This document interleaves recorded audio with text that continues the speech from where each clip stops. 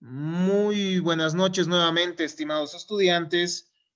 Hasta el momento nosotros hemos revisado qué es la persona, cuándo se considera que da inicio a la personalidad, qué es la personalidad. Y hemos visto que la persona, por el solo hecho de ser tal, tiene ciertos derechos que van a ser los denominados derechos de la personalidad. Los hemos revisado uno a uno, ¿no? Estos derechos que se refieren a al ámbito corporal de las personas y también a un ámbito espiritual, ¿no? Y hemos ido revisando el derecho a la vida, la integridad física, el derecho a la libertad, el derecho a la actividad física, pero además hemos analizado un ámbito espiritual de la persona, ¿no? Hemos visto el derecho al honor, el derecho a la intimidad, hemos visto el derecho a la propia imagen que podría tener una persona, el derecho moral de autor que existe, hay derechos intelectuales de carácter moral, como hemos visto, ciertas aspiraciones que se tienen, etcétera. Hemos visto que de estos derechos van emergiendo algunos otros, como la inviolabilidad de las comunicaciones, como la inviolabilidad del domicilio también, ¿no? Y hemos ido revisando poco a poco cada uno de ellos, las diferencias que existe entre los derechos de la personalidad y los derechos fundamentales, los derechos humanos.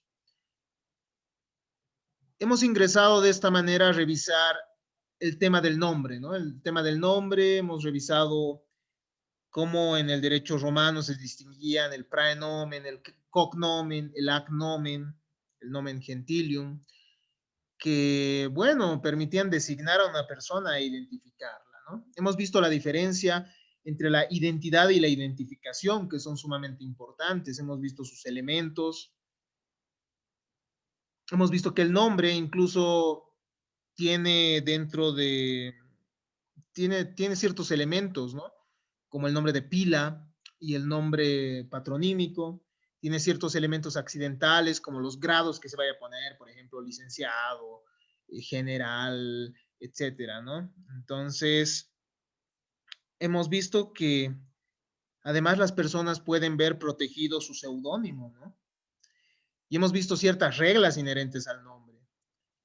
Hemos iniciado de manera muy breve, hemos explicado qué son los atributos de la personalidad, posteriormente a revisar el nombre, ¿no? Y hemos dicho que los atributos de la personalidad van a ser ciertas cualidades que permiten identificar a una persona. Y hemos dicho en aquella clase que dentro de los atributos de la personalidad algunos consideran que se encuentra el nombre, ¿no? Pero nosotros lo hemos estudiado dentro de los derechos de la personalidad.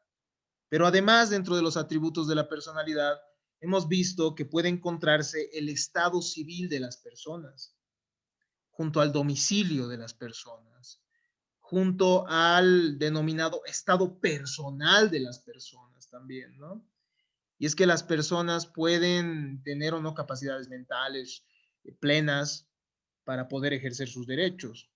Y también hemos visto que dentro de estos elementos se encuentra la figura del patrimonio, ¿no? Dentro de estos atributos de la personalidad, según los teóricos.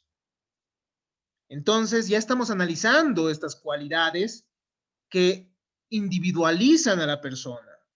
Y hemos empezado con el nombre, que lo hemos estudiado dentro de los derechos de la personalidad.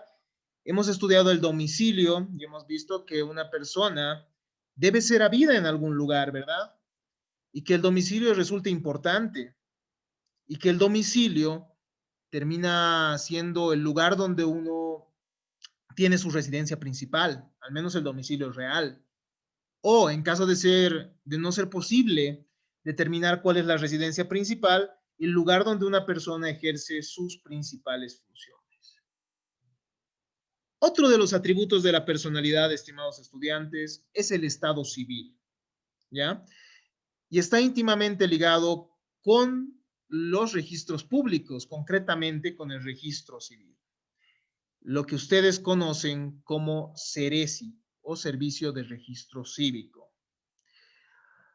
¿Cuál es la importancia del estado civil? ¿A qué se refiere el estado civil de las personas? Veámoslo. El estado civil es un atributo de la personalidad, calidad permanente que tiene una persona en sociedad y que va a depender de sus relaciones de familia. De las relaciones de familia que tenga uno, va a depender cuál es el estado civil que tiene. Y va a permitir también identificarlo e individualizarlo, ¿no? La palabra estado deriva de estatus, que se refería a los atributos necesarios para adquirir la personalidad. Vamos a ver que en el derecho romano se distinguían tres tipos de estatus, ¿no? El status libertatis, el status familiae y el status civitatis. Pero lo vamos a ver en un momento más. Así como el nombre designa a una persona, así como el nombre nosotros hemos visto es un conjunto de palabras que permiten diferenciar a una persona de otras dentro de un círculo familiar o dentro de un círculo social, el Estado civil va a fijar su identidad jurídica, ¿ya? Va a determinar cuál es la situación de una persona en el ámbito jurídico. Gozan de Estado las personas individuales y no así las personas colectivas. Ustedes no van a escuchar, por ejemplo, de una asociación divorciada, por ejemplo, de una fundación casada, no, ¿no? O de una sociedad anónima que tenga filiación, es decir, que tenga cierto parentesco con otra asociación. No, no hay tal, ¿no? Solo las personas individuales van a tener este estado civil. Es importante, pues según él mismo, una persona goza de todos los derechos o solamente de algunos. Si uno tiene estado civil, va a poder ejercer ciertos derechos, ¿no? El cambio de estado civil va a implicar el nacimiento de obligaciones y de derechos. Es por eso que resulta sumamente importante este concepto jurídico que tiene como antecedentes al derecho romano, ¿no? Los romanos distinguían los siguientes estados para gozar de todos los derechos. Si es que una persona tenía estos tres estatus, es decir, el status libertatis, el status civitatis y el status familiae, esta persona podía gozar de todos los derechos. El status libertatis se refería a la libertad que podría tener la persona, ¿no? Se distinguía entre libres y esclavos y los esclavos no tenían este status libertatis. El status civitatis implica el ser miembro de una sociedad, de determinados grupos que se establecían en el derecho romano. El status familiae se refería a las situaciones de familia. Hoy en día ya no existe esta distinción y el estado de las personas se va a fundar en la situación jurídica que tienen en la sociedad misma, que es permanente y depende de las relaciones de familia, ¿no? Hoy vamos a hablar entonces de una situación jurídica cuando nos referimos al estado civil. Y esta situación jurídica va a ser la que tengan respecto de la sociedad. Hoy en día, entonces, el registro, digo, el estado civil va a referirse a una situación jurídica en la sociedad, ¿no? Y este es permanente y depende de las relaciones de familia. ¿Cuál es el origen del estado civil? ¿De dónde surge el estado civil? ¿No? El estado civil va a surgir de la ley, de hechos ajenos a la voluntad del hombre y también de la voluntad concurrente. Puede surgir de la ley, y la ley muchas veces va a determinar el estado civil de la persona, ¿no? Por ejemplo, el estado de hijo que pueda tener alguien va a ser determinado por la ley, mediante, por ejemplo, la presunción de filiación. Ustedes han visto, ¿no? La inscripción por indicación que ustedes han podido revisar, ¿no? Pero que también vamos a ver de manera muy genérica en un momento más. Hechos ajenos a la voluntad del hombre también pueden constituir su estado civil, ¿no? Aquellos que no se buscan por la persona, pero que generan al final un estado civil. Ejemplo, la muerte de un cónyuge no es un hecho voluntario, es un hecho ajeno a la voluntad del hombre y va a dar lugar, por ejemplo, al estado civil de viudo. Pero también puede generarse el estado civil por la voluntad concurrente del hombre, es decir, el hombre puede decidir generar un estado civil a alguien, ¿no? La exteriorización de la voluntad puede generar entonces el estado civil. Por ejemplo, en el matrimonio, ¿no? El matrimonio tiene que darse por voluntad de ambos contrayentes y va a ser su voluntad la que les genere un nuevo estado civil de casados. La adopción va a generar una situación, un estado de hijo, ¿no? Un estado civil de hijo.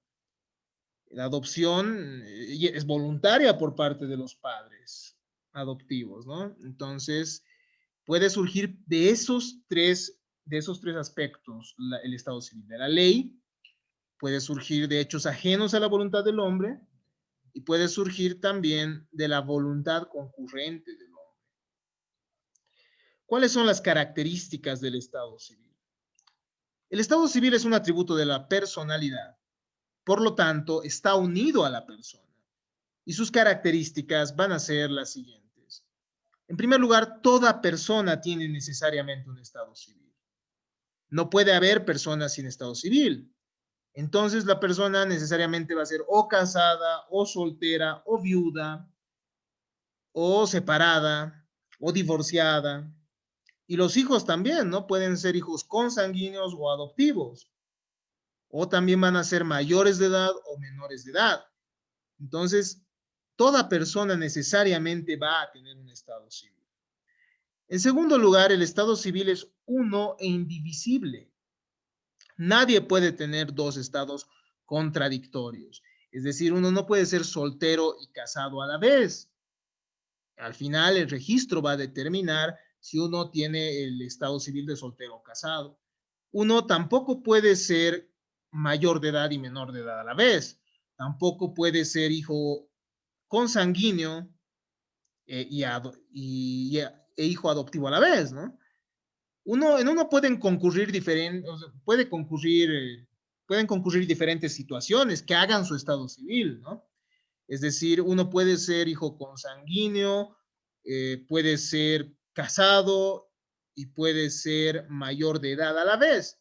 Eso va a determinar su estado civil, su identidad al menos de carácter jurídico, ¿no?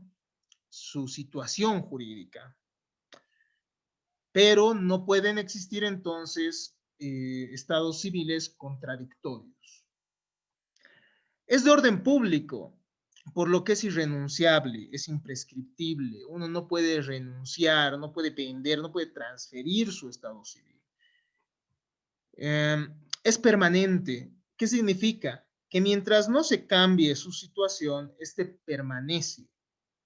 El soltero sigue siendo soltero, por ejemplo, mientras se case, ¿no? Y el menor de edad hasta que adquiera cierta mayoría de edad por el tiempo.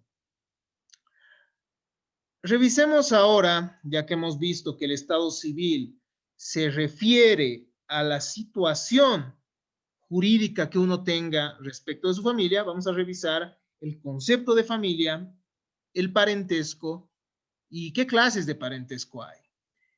El estado civil depende de las relaciones de familia, habíamos manifestado, por lo que se requiere tener claros los siguientes conceptos. ¿Qué es la familia?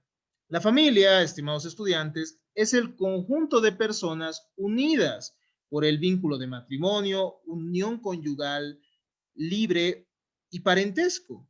Las fuentes de la familia entonces pueden ser la unión matrimonial, extramatrimonial en la unión conyugal, o también los vínculos de consanguinidad entre padres e hijos y los vínculos de adopción, ¿no? Por los cuales voluntariamente uno puede llegar a formar parte de una familia.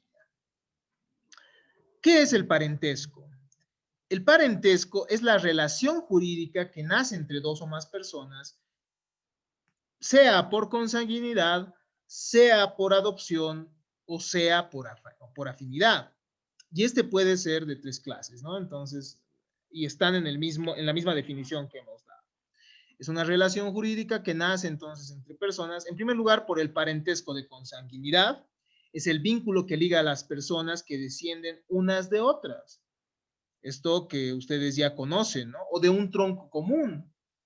Entonces, el parentesco consanguíneo nos ligará, por ejemplo, jurídicamente, nos vinculará jurídicamente a nuestros padres, a nuestros abuelos, a nuestros tíos, a nuestros tíos consanguíneos, claro está, ¿no? Hermanos consanguíneos de nuestros padres, a nuestros primos, por ejemplo. El parentesco, la relación jurídica que nace de carácter familiar, la relación jurídica de carácter familiar del parentesco, puede ser también civil o de adopción, es decir, el vínculo se puede generar entre el adoptante y el adoptado, y también respecto a descendientes que sobrevengan, ¿no? También se da la relación jurídica del parentesco por afinidad, ¿ya? Anteriormente no era una forma de parentesco, sino simplemente un vínculo familiar. Pero hoy en día nuestro Código de las Familias y del Proceso Familiar lo establece como una relación de parentesco, ¿no? Y la afinidad se refiere a la relación de uno de los cónyuges con el familiar, con los familiares del otro. Así, por ejemplo, ustedes conocen las relaciones de parentesco con suegras, cuñados, etcétera, ¿no? Relaciones que se dan entonces con las personas que forman parte de la familia del otro cónyuge. Revisemos entonces el grado, la línea y el tronco. Estas relaciones entonces se van a poder ordenar en mérito a estos conceptos. Los grados de parentesco se establecen por el número de generaciones. Cada generación constituye un grado, ¿no? Entonces nosotros podemos decir que tenemos una relación de primer grado, en primer grado con nuestros padres. Tendremos una relación en segundo grado con nuestros abuelos. Y así podemos continuar en línea ascendente, mientras no pasemos colateralmente, que vamos a ver en un momento a qué nos referimos con esto. El orden seguido de los grados va a conformar la línea, ¿no? La línea que va a referirse, que puede ser consanguínea o puede ser transversal o colateral. La línea directa se divide en ascendente y descendente. La primera para relacionar al tronco. El tronco es el tronco va a ser la fuente común de la que emergen las relaciones de familia, ¿no? Para relacionar al tronco con las personas que descienden de él, y la segunda a la persona con sus ascendientes, ¿no?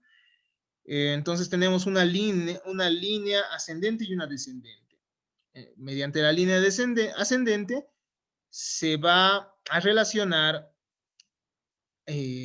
mediante la línea descendente, perdón, se va a relacionar al tronco con las personas que descienden de él. Y mediante la línea ascendente se relaciona a la persona con todos los ascendentes. La línea transversal, por otro lado, o colateral, va a ser aquella que vincule a personas que no descienden las unas de las otras, pero que tienen un tronco común. Por ejemplo, las relaciones que ustedes tienen con sus tíos consanguíneos, con sus primos hermanos, serán relaciones que vayan en línea transversal o colateral, tal cual podemos ver en este pequeño esquemita, ¿no? Tenemos el tronco, en este caso, en este gráfico, serían el abuelo y la abuela. Los hijos van a tener una relación de primer grado en línea directa descendente, ¿no? La línea también puede ser ascendente, ¿no? Respecto al nieto, hijo, abuelo, después serán pues bisabuelo y así los padres del bisabuelo, etcétera. Entonces la línea directa ascendente y descendente busca esas relaciones, ¿no? De aquellos que descienden unos de otros. Pero la línea colateral se va a referir a las relaciones que existen no entre personas que tienen, ¿cómo diríamos? No a personas que descienden unas de las otras, sino a personas que tienen un tronco común. Por ejemplo, aquí tenemos un hijo que tiene dos hijos, ¿no? El nieto y la nieta que dice acá. Y tenemos una hija que tiene otro hijo que es el nieto.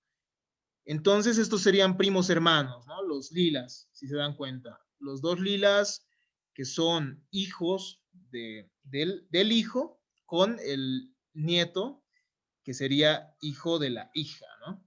Entonces, eh, cuando nosotros hablamos de línea colateral, lo que vamos a hacer es relacionar a las personas que tienen un tronco común. En este caso, el tronco común es el abuelo, ¿no? O la abuela. Eso habría que ver. En este caso, supongamos que es el abuelo. El nieto, entonces, respecto a su primo, tendrá ciertos grados. Pero, ¿cómo computamos esos grados, no? Analicemos eso. Eso es importante porque eso también les va a servir para otros análisis que ustedes vayan a realizar con posterioridad. Y bueno, lo van a volver a ver en derecho de familia y probablemente en derecho de sucesiones. Entonces, es bueno que ustedes ya tengan conocimiento de estos conceptos desde ahora. A ver, el cómputo de líneas en grado directo implica, a ver, veamos, en la línea directa se computan tantos grados cuantas son las generaciones, excluyendo el tronco. Así la hija o el hijo están con respecto a la madre o el padre en primer grado y la nieta o el nieto en segundo con relación al abuelo. Entonces, la línea directa se va a computar según las generaciones, ¿no? Aquí podemos ver en línea directa primer grado y segundo grado, ¿no? Respecto al abuelo habrá un segundo grado. Respecto al bisabuelo, por ejemplo, existirá un tercer grado, por ejemplo, ¿no? Y así vamos computando la ascendencia o la descendencia. Pero en la línea transversal, y esto es lo que me importa que ustedes entiendan, porque es más complicado, ¿no? Es un poquito más complicado, no tanto. La línea directa se comprende, es fácil, va a ser generación por generación. Respecto a los padres, existe una relación de parentesco en línea directa de primer grado, no hay problema. Pero en línea colateral, ¿cuáles serán los grados respecto a la tía, por ejemplo, o respecto a los primos? Eso es lo que tenemos que analizar.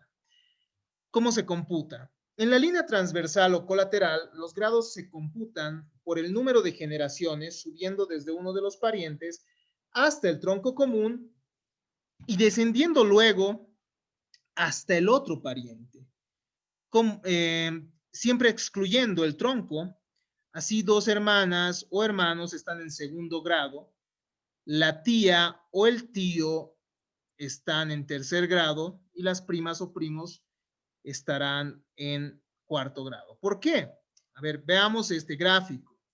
Tenemos este nieto, ¿no? Nieto, el hijo del hijo. Revisemos. Él, respecto a sus primos, tendrá un primer grado, ¿no? Un primer grado en línea directa respecto a su padre. Segundo grado respecto a su abuelo. El abuelo es el tronco común, ¿no? Entonces llegamos hasta ahí y ya suman 2 grados. Respecto a la tía estará en tercer grado y respecto al primo estará en cuarto grado. Espero que se entienda esto. Si es que no es así, pueden realizar las preguntas en este momento. Una vez que ha quedado claro y ejemplificado esto del cómputo de los grados, podemos continuar y revisemos el tema del registro civil. ¿Qué es el registro civil? El libro quinto, título quinto, capítulo segundo de nuestro Código Civil se va a ocupar de los registros públicos, los que se encuentran organizados, en primer lugar, por la ley número 18, que es la ley del órgano electoral, en la cual se establece las funciones del CERECI, ¿no? Del Servicio de Registro Cívico. Nuestro registro civil se encuentra, al menos en el cumplimiento de sus funciones, se encuentra en el CERECI, ¿ya? En el Servicio de Registro Cívico. Pero también tenemos otros registros, ¿no? Como la ley de 15 de noviembre de 1887 que regula el registro de derechos reales. Nosotros vamos a ver el registro civil. El registro de derechos reales se lo analiza justamente en la materia de derechos reales, ¿no? en la cual se va a registrar la propiedad, los usufructos, los derechos que puedan tenerse sobre los bienes inmuebles, ¿no? Pero nosotros nos vamos a abocar al servicio de registro, bueno, al registro civil, que institucionalmente en nuestro estado tiene el nombre de Servicio de Registro Cívico.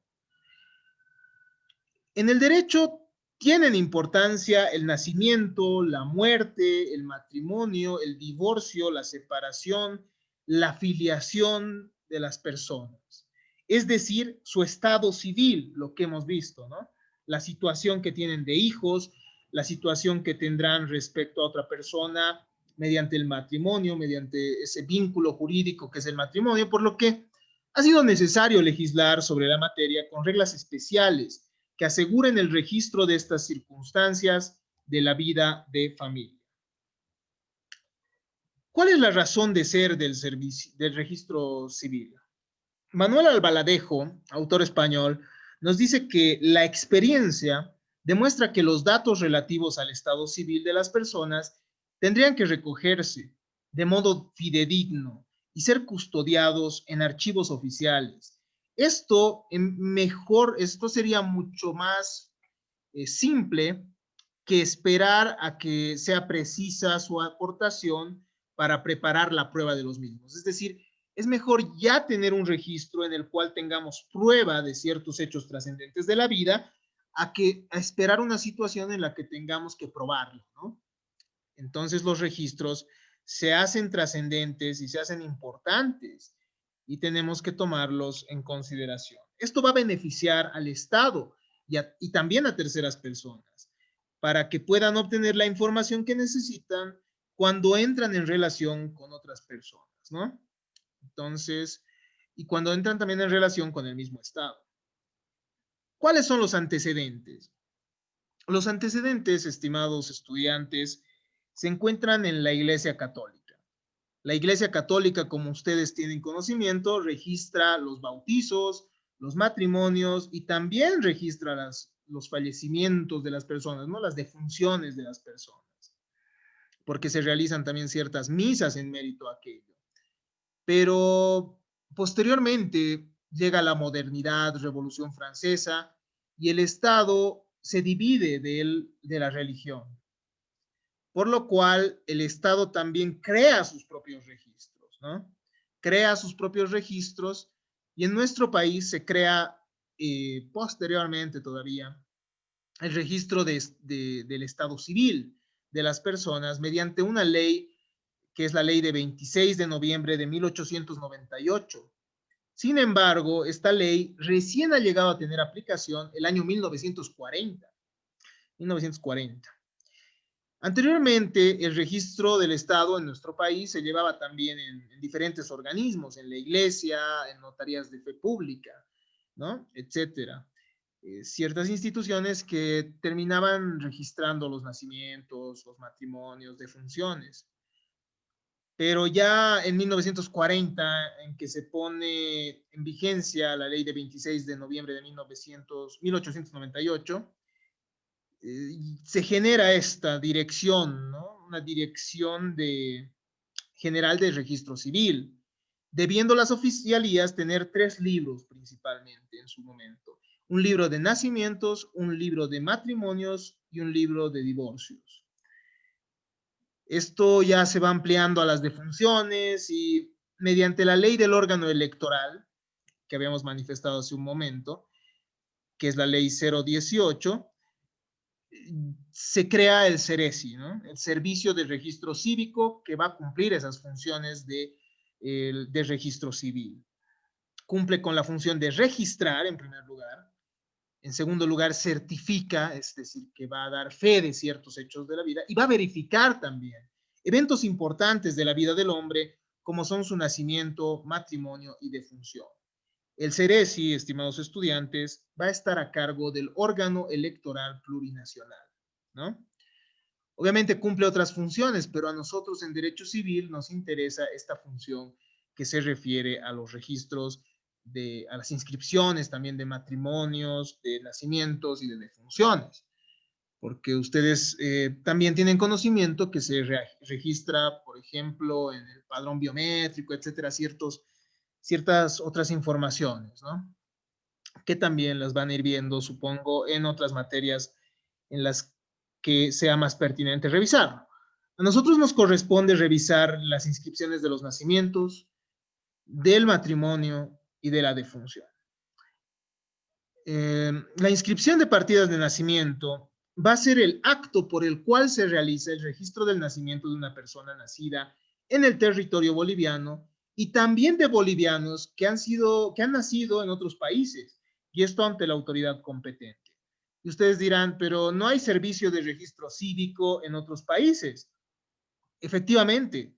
Sin embargo, quienes cumplen estas funciones son los cónsules. Ustedes han debido ver en nuestro mismo país el consulado de diferentes países, ¿no? Es diferente a la embajada. El consulado va a cumplir funciones administrativas, entre ellas el registro, por ejemplo, de nacimientos, también se celebran la celebración de matrimonios, etcétera. Pero la embajada, no confundir eso, ¿no? La embajada va a realizar funciones diplomáticas, de buenas relaciones con otros estados, etcétera. El consulado, en cambio, sí cumple esa finalidad, esa función, ¿ya? Entonces no confundamos embajada con consulado. El certificado de nacimiento, como ustedes ya tienen conocimiento, tiene los siguientes datos que hacen a la identidad de la persona. El nombre de la persona, la filiación, es decir, los nombres de los padres, el vínculo de consanguinidad que tiene con ellos, se va a registrar en el certificado de nacimiento. Y esto va a generar derechos y obligaciones. Ustedes van a ver en el código de familias como, por ejemplo, los hijos incluso pueden llegar a otorgar asistencia familiar a los padres, ¿no?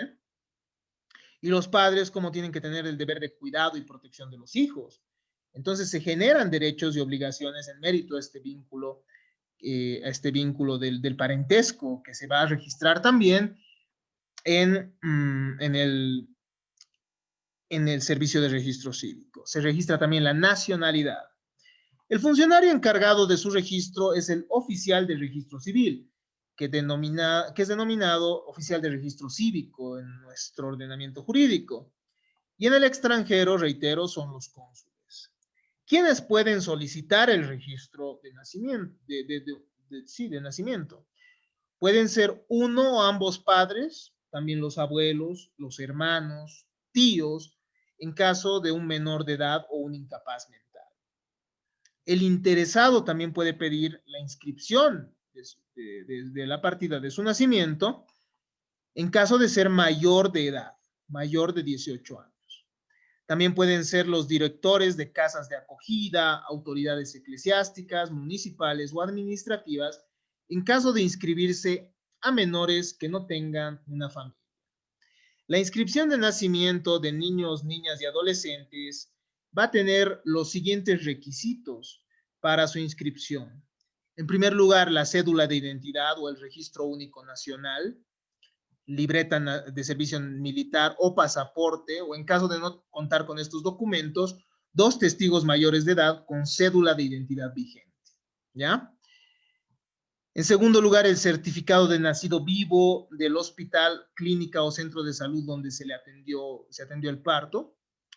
En caso de no contar con esto, podría ser la tarjeta de vacunación, las libretas escolares o cualquier otro documento que acredite los datos de la niña, niño o adolescente. Tendrá que presentarse también el certificado de matrimonio o libreta de familia de los padres. Y en caso de no tener este documento, se registrará conforme a la presunción de filiación establecida por el artículo 65 de la Constitución Política del Estado. Esto que ustedes ya han revisado y sobre lo cual han hecho un esquema, ¿no? Uno de los padres puede manifestar quién es el padre o madre del menor, ¿verdad? Y ante esto se realizará, operará la presunción de filiación. Se requerirá además del acta de reconocimiento del hijo o una declaración jurada de filiación en caso que no sean los padres quienes inscriban al menor, sino otros familiares. En caso de no contar con los documentos que demuestren la filiación, es decir, la relación que tiene el hijo con los padres, se va a registrar los apellidos como convencionales y después se puede arreglar este aspecto en un futuro, inscribiendo a los padres como tales en el registro. Esto si no se contara, reitero, con los documentos que demuestren que existe esa relación, ¿no? Bueno, continuemos. La inscripción, en el caso de personas mayores, tiene también ciertos requisitos.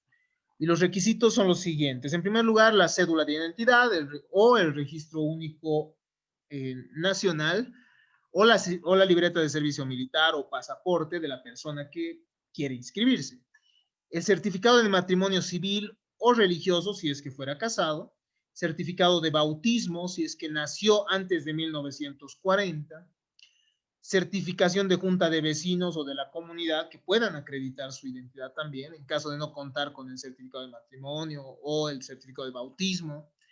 Y si no contara con estos documentos, cualquier otro documento en el que indiquen nombres, apellidos, fecha, lugar de nacimiento y nombre de los padres.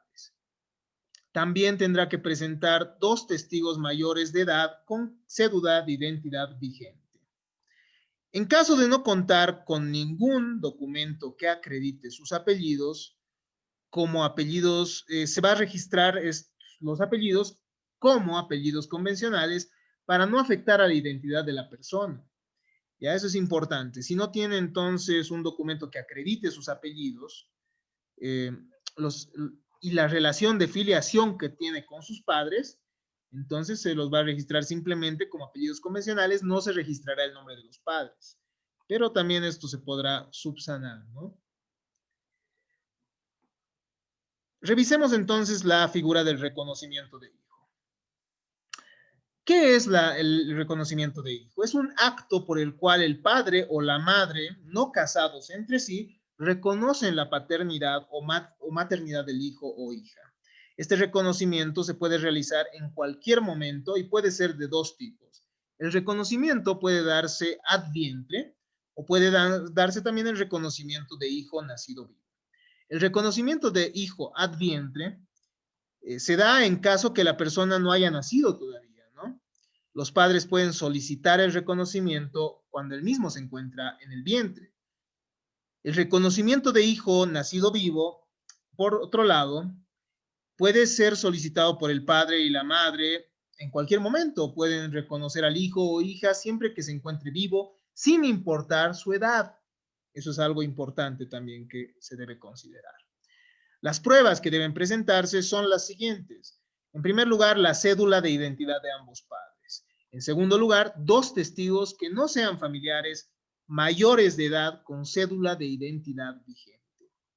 Finalmente, en el caso del reconocimiento ad vientre, se tendrá que presentar la ecografía del bebé para demostrar la existencia del mismo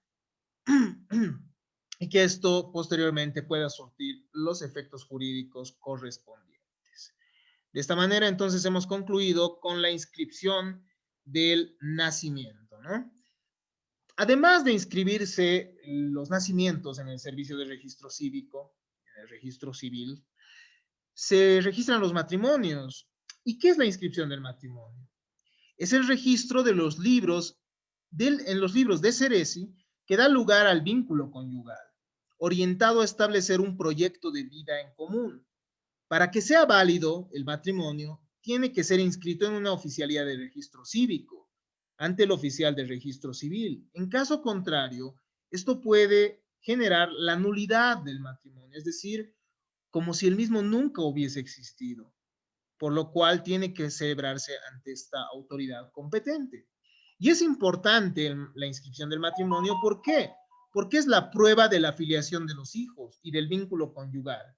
Mediante el certificado de matrimonio se prueba entonces que son padres de los hijos dentro del matrimonio y en segundo lugar se va a probar también que entre los cónyuges existe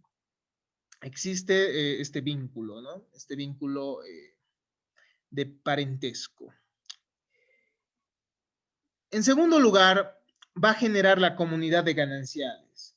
Desde el momento en que las personas, los contrayentes, van a celebrar este matrimonio civil, se va a generar un patrimonio de ambos, ¿ya? Que va a ser indivisible hasta el momento en que ellos lo soliciten y que va a, y por el cual todos los bienes que sean habidos dentro del matrimonio van a ser de propiedad de ambos, ¿no? De ambos, ¿no?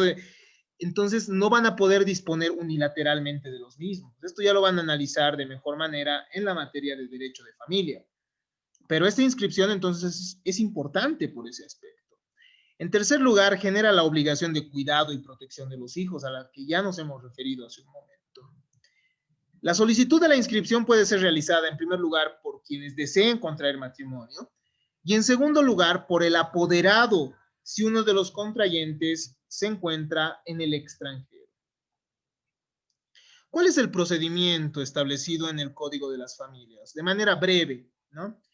Ahí mencionamos los artículos en los cuales se encuentra establecido.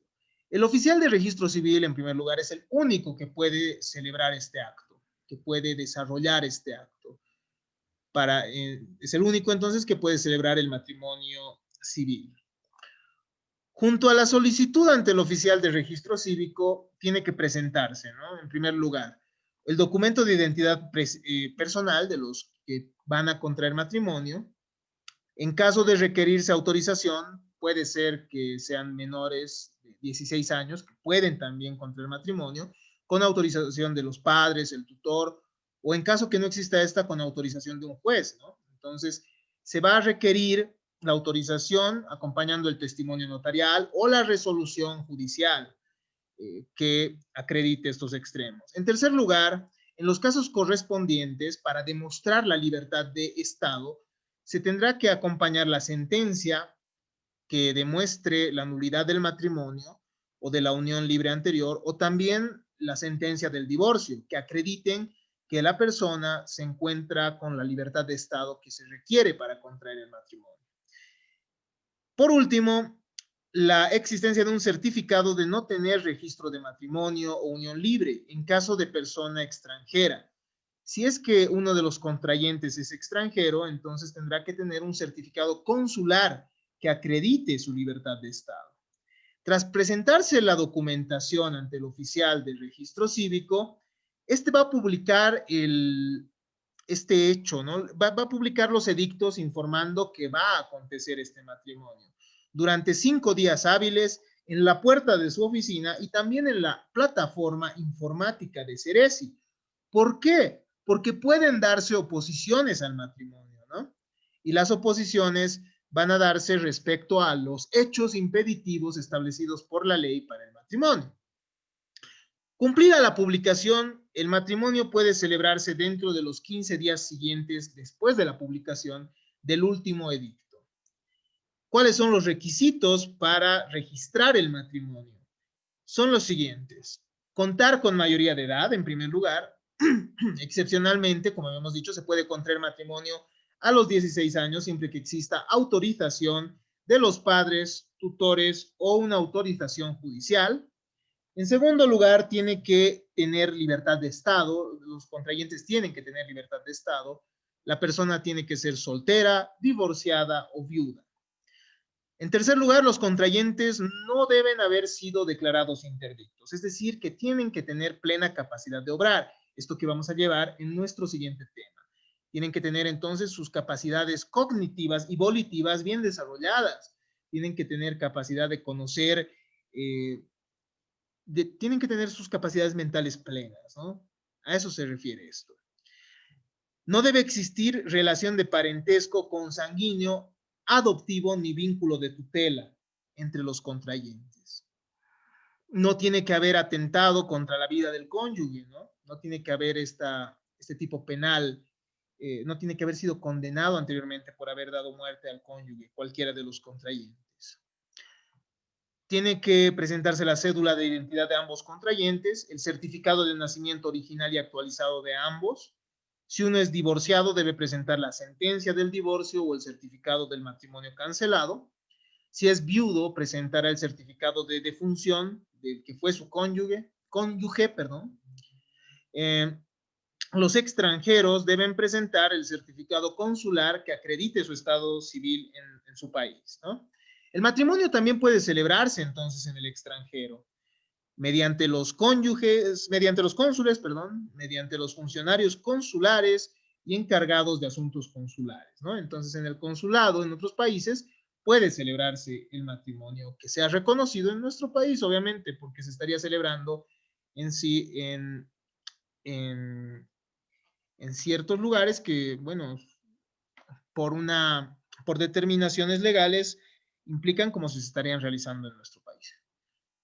Inscripción de la defunción, para finalizar esta temática, ¿no? Es el acto por el cual se realiza el registro del fallecimiento en territorio boliviano de personas bolivianas o extranjeras en libros oficiales emitidos por el CEDESI. Mediante este se va a dar fe del fallecimiento de la persona y con este se exige el reconocimiento de derechos y obligaciones para los herederos, ¿no? Ustedes han visto que la muerte, cuando nosotros analizábamos el tema de la muerte, genera efectos jurídicos de carácter patrimonial y extrapatrimonial. Entonces se abre también la sucesión hereditaria, lo cual va a generar también que el certificado de defunción pueda ser un medio o pueda ser un documento con el cual se exijan estos derechos.